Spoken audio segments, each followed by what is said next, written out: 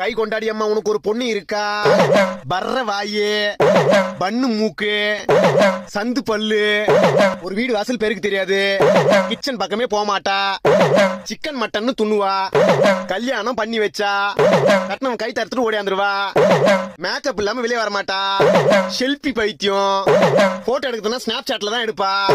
சொல்லுமா தாயி, உண்மையா பொய்யா? உண்மைனா உண்மை, பொய்னா பொய். உண்மைதான் சாமி. அம்மா இந்த டைம்ல உன் பொண்ணு கல்யாணம் பண்ணி வைக்காதம்மா, கட்டுறவன் உயிருக்கே ஆபத்து. கல்யாணம் ஆகி 5வது நாள் ஆத்துக்கார மண்டியை உடைச்சிட்டு 6வது நாள் அம்மா வீட்டு ஓடியாந்துருவான்.